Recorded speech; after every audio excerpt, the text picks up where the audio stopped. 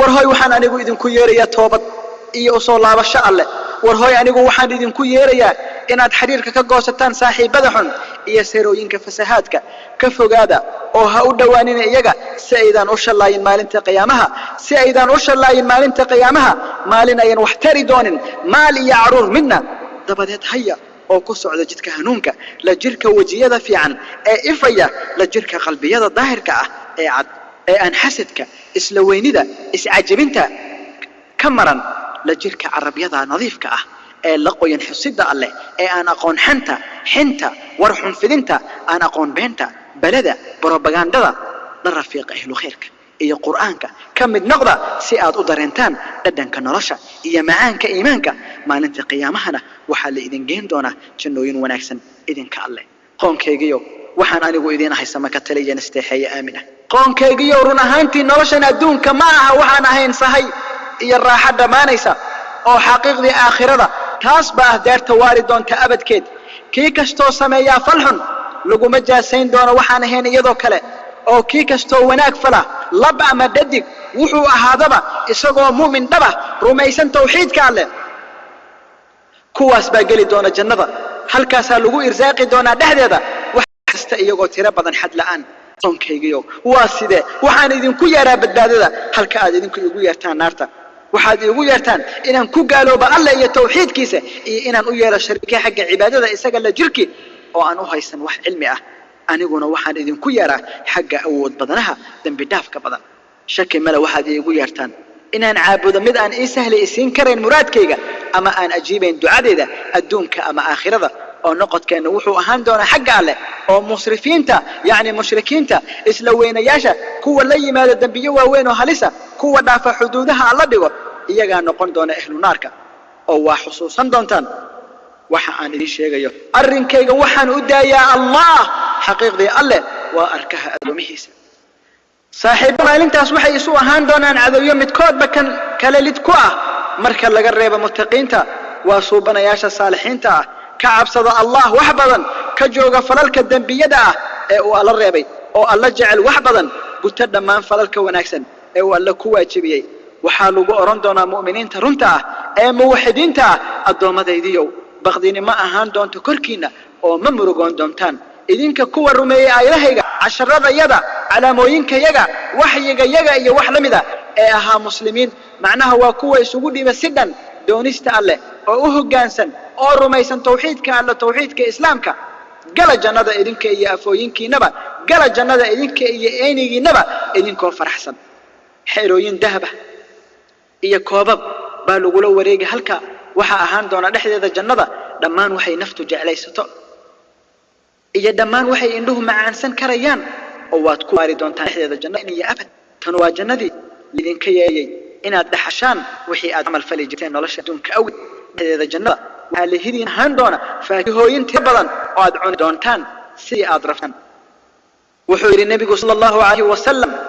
toddoba qofood waa kuwa la hooyin doona har kale maalinta qiyaamo maalintaas uusan jiri doonin hoos kale hooskiisa mehe toddobaa waxaa ka dah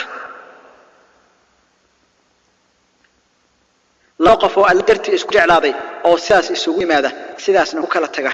wuxuu kaloo yidhi sala allahu calayhi wasalam wuxuu alla weyne korahay oran doonaa maalinta qiimaha aawi kuwii isjeclaa dartay maantaan hoyinaya hooska xaggayga ka ahday maanta ma jiro hoos aan hoosayga ahayn wuxuu alle ku yidhi xadiis qudsi ah waxa kuwaa midbakan kala jecel dartay cabsi darteed weynida iyo sharafida ah ay leeyihiin oo sooya kursiyo sare oo nuur ah oo noqon doonta wax ay kunyadaan jeclaadaan in iyagoo kale la siiyo nebiyada iyo shuhadada wuxuu sidoo kale alla weyne ku yidhi xadiis qudsi ah waa igu xaq iyo waajib saaran inaan jeclaado kuwa midbakan kale u jecel dartay midban kale ula kulma dartay midbakan kale u booqda dartay midbakan kale wax u dara dartay مالك وانا حديث صحيح الضومه الله قال يال دلنيرو والله وما يستاهل كان وما هدلن هذا كان وحانا هن انان ارقي وجيا ضلاليه ان نقدان مو مالنتقيها وجيدا افيه ان نقدان مقدر لساريه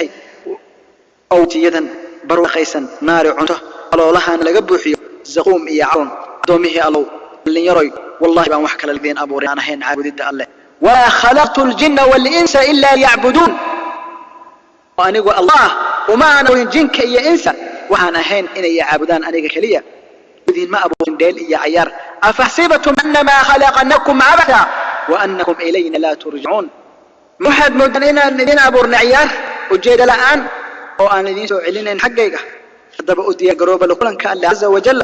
وحصوصته ونقشدنا الله ورموذا فكره أو يعقيني موحو شكي إذين كجرا يبوها الله يقود انتسا يا أيها الناس إن وعد الله حق فلا تغرنكم الحياة الدنيا ولا يغرنكم بالله الغرور إن الشيطان لكم عدو فاتخذوه عدوا إنما يدعو حزبه ليكونوا من أصحاب السعير الذين كفروا لهم عذاب شديد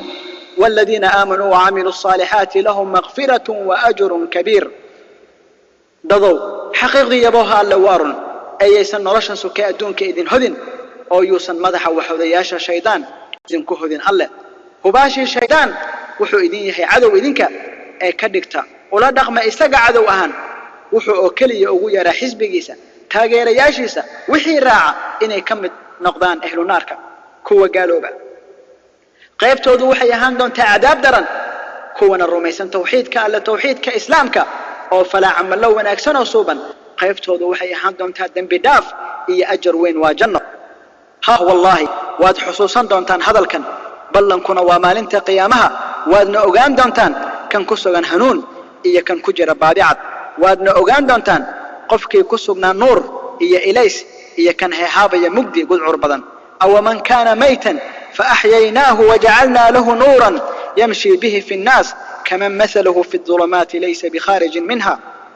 من ميد إساقوها ميت إيمان لآن جهلي إيا قالمو إيا فسق درتد أو أن سيني نرل أقون إيا إيمان إيا عمل صوبا أو أن أيلنا إليس عقيدو أما قبتان وناكسنة أو كسو عنكرة دسك دحديسة بالله إذا ميد إساقو كجرة مقدية قالمو شركي إيا منافق نمو إيا عمل لحن فلد وصن مرنا بكسو بحكرين